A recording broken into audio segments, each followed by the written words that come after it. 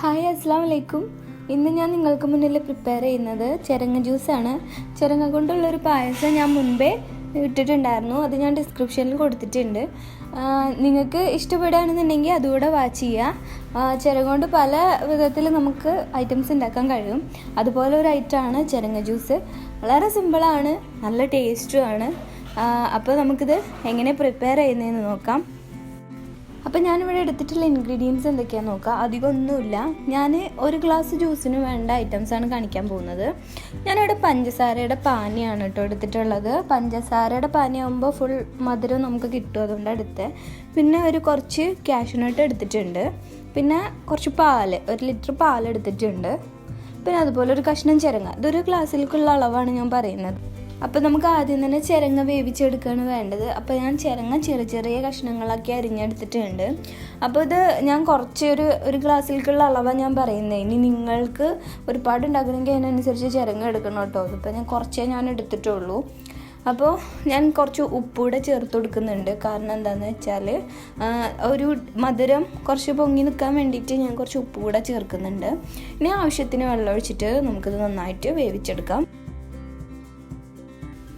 അപ്പോൾ നന്നായിട്ട് വെന്ത് വന്നിട്ടുണ്ട്. ഇതിപ്പോൾ നമ്മൾ ഒരു ഗ്രീൻ കളറിൽ നിന്ന് കുറച്ചും കൂടി നല്ലൊരു ഗ്രീനായിട്ട് വരും വേവിച്ചെടുക്കുന്ന സമയത്ത്.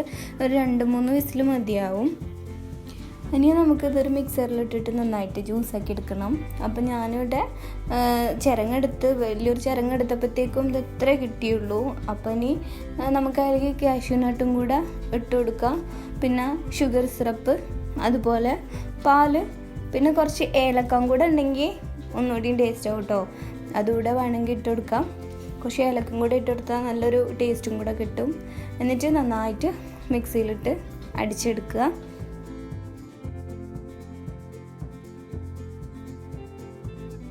അധികമൊന്നും അരിഞ്ഞെടുക്കേണ്ട ആവശ്യമില്ല, കാരണം ഓൾറെഡി വെന്തതല്ലേ, ചിരങ്ങൊക്കെ പെട്ടെന്ന് വേവുന്നതാണ്. ഇനി നമുക്കതൊരു ഗ്ലാസ്സിലോട്ട് മാറ്റാം. കണ്ടില്ലേ, എത്ര സിമ്പിളാണ് ഇത് ഉണ്ടാക്കിയെടുക്കാനായിട്ട്. ചിരങ്ങ കൊണ്ട് ഇങ്ങനെയൊക്കെ ടേസ്റ്റുള്ള ഐറ്റംസ് ഉണ്ടാക്കാൻ പറ്റുമെന്നായിരിക്കും നിങ്ങൾ ചിന്തിക്കുന്നുണ്ടാവുക.